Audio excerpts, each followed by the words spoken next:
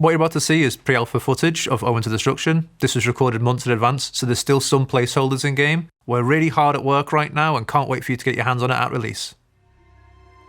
Loud, boastful, and in charge. Golgfag Maneater's hungry, and he's on a mission.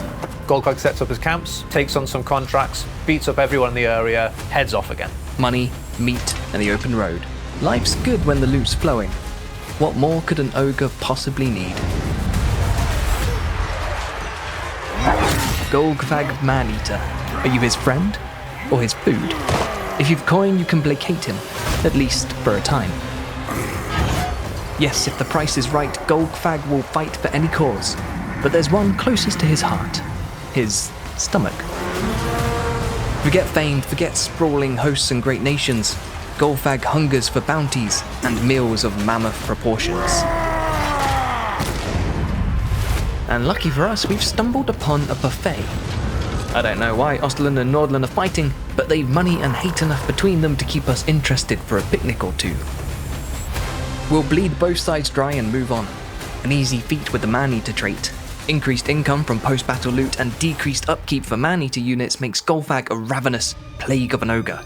No surprise that he's the most successful and well-travelled of his kind. I'd expect no less from the official 100th legendary lord, despite what Andrew may have claimed in his showcase. But even living legends fall on hard times. We've a crummy camp, forlorn funds, and a lamentable larder. Our lads are eager to build up their loot piles, and a rumbling belly is to an ogre what peace is to a greenskin. Just unacceptable. Best get raiding. Raiding's a bit like reading if you're an illiterate ogre, so do browse our blog for a deeper dive into any of the mechanics, characters, and units introduced in this showcase. Now then, I'm Peckish. Roast bull, anyone? Golgfag brings his loud, boastful personality into combat, and you'll quickly see this as he's tearing through enemy infantry, or just bogging down larger infantry such as cavalry or monsters. But one unique aspect he brings in for the ogres is the ability to take range shots or pop shots at enemy infantry. Golgfag, he can go anywhere, work for anyone, and get involved in anything he wants to. The downside of that, though, is that the more time he helps out other factions, the less time he is building up his own economy.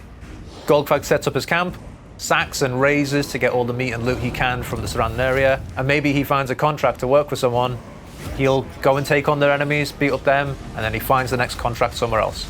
We've eaten, raised, and sacked our way through bickering menfolk and exotically seasoned green things to find ourselves in Ostermark, a land ripe with war, which can only mean fresh contracts. Golgfag's contracts are a unique way to meet new people, see the world, and make a little bit of pocket money, but they shouldn't be confused with Ogre Kingdom's contracts, which have been renamed to bounties and have had their own tweaks. Golgfag's contracts are entirely different, giving Total War Warhammer its first proper mercenary faction. Essentially, when we set up camp in a new region, the warring factions of that region are eager for us to turn the tide of their silly little squabbles.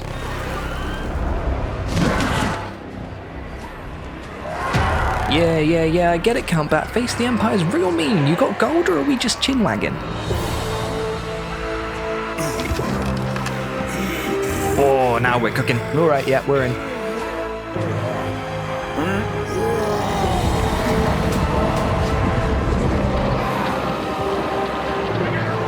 With the contract accepted, we've now a turn limit to fulfill the requirements and reap the rewards. To fulfill the contract, we must take aggressive actions against the target faction or factions to gain points towards an overall goal. Once that goal is met, the contract's fulfilled, and we can either stay employed to the client or take our loot and find new business elsewhere. Of course, once that contract's fulfilled, there's nothing preventing us from turning around and accepting a new one from the faction we previously terrorized. Yeah, I get it, Mutton Chop. Vampires are real mean, but they're also quite lean from a meat perspective, so you're on your own, mate.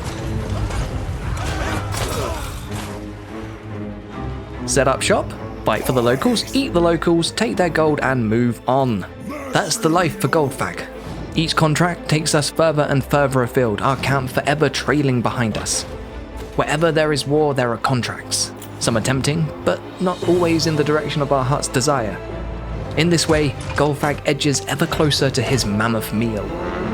Northward then, into Kislev, or, as we like to call it, the Frozen Isle.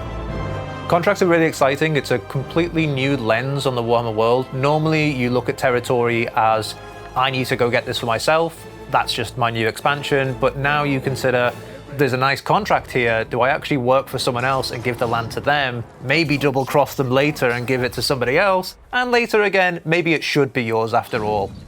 The current army ability system for the ogres doesn't necessarily take into account what they're all about.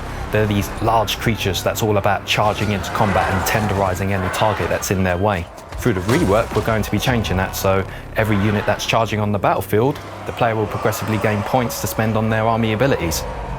Ogres in Warhammer 3 are already a great race, but we felt that it was missing a little bit of the nomad fantasy that comes from the tabletop. So now we've made camps more important, allowing them to move, changing how they build. We've also made meat more important to emphasize sacking and raiding. So when ogres turn up to your territory, it's trouble and you need to get rid of them as soon as possible. Great Orthodoxy, Ice Court, they taste the same, so what are they fighting about? Don't know, don't care. We're happy to brawl for all sides, so long as the gold and the meat keep flowing. And both are. The camp's growing thanks to our excess of meat, the lads' bellies are full, making them better fighters, and Golgfag's gained a bit of notoriety, earning himself a big name. Big names have altered requirements to gain, and are now more powerful than they used to be. You could say they're bigger than before. But big ogres means big hunger, and meat will now play a more vital role in the ogre playstyle. We'll need meat to grow our camps, manage the effectiveness of our units in battle via the hunger gauge, and use it to decide how to interact more tactically with the Great Maw. Speaking of meat, Kislev's offering a decent buffet, but it's not quite the feast we were hoping for. Norska then. Let them tremble before our big names. Currently, you can only have a single big name, which isn't really true to how the ogres are. Greasus has many. So now you can have all of the big names, but to make it a bit more balanced, we've made the conditions to get the big names a bit harder and made the effects a bit more exciting to match. Big names will have a more grander impact in battle through various buffs to statistics or just additional abilities that will help give you that edge in combat. The offerings to the Maw right now are one-use abilities that happen every 10 turns, which we didn't think was very engaging. So now you can have multiple offerings to the Maw active at a time, but it just comes with a meat upkeep. So if you've got lots of meat on your armies, you can have all of them going at a single time, but it's going to cost you. Could it be? Doth my rumbling belly betray me? Nay, 'tis it, the promised meal. One last battle to fulfill Marienberg's contract, and a mammoth meal to sink our teeth into. First though, let's change up our offerings to the Great Maw, making them battle-focused for the feast to come. This is it, boys. Ready your bellies, file your teeth, open your gobs, and let's get some meat. World Walker. Right, here's the plan. Kill the menfolk till they die dead, then eat them afterwards. Great plan, best plan. Yeah, they've got cavalry, giants, mammoths, skin wolves, and the wrath of the chaos gods behind them, but we've got pigback riders. The Pigback Riders are a very unusual unit, but it's through that unusualness you'll find a bit of a surprise. They're very well equipped against cavalry units and just large units in general. Oh, no, Wolfric, no. You're not getting away from us that easily. Meet my good friends, the Yetis. Yetis are these mountainous, aggressive creatures that have an unusual ability to create ice weapons out of crude objects, such as clubs. They're also able to debuff units around them. Debuffs are great, but this is just all a bit chaotic. Thank the Great Maw, we've got a bruiser keeping everyone in line. Bruiser both acts as an aggressive and supportive role for the Yoga Kingdoms. Where the Tyrant's attention lays elsewhere, it's down to the Bruiser to make sure that everyone is fighting to the best of their capabilities. Sometimes the bruiser's not enough. Sometimes you need Bragg the Gutsman.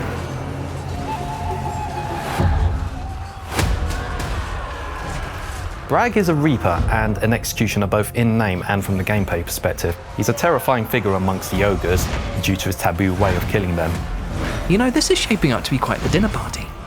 All we're missing now is the Thunder Tusk.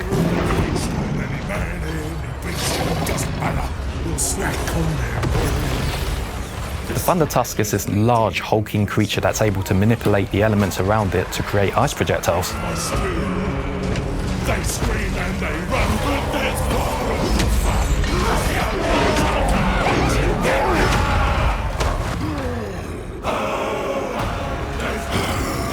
Victory so certain, Golgfag can already smell the barbecues and taste gold on his tongue. All that's left now is, wait, no, we didn't order fast food. Come on, Golgfag. A bit of cardio before dinner never killed anyone. Will Golgfag catch his meal? How far will his stomach take him? Or will you indulge his lust for loot and raid the world? Thoughts, comments, recipes? Let us know in the comments below or follow our links to wishlist now. Seen our ears, but the more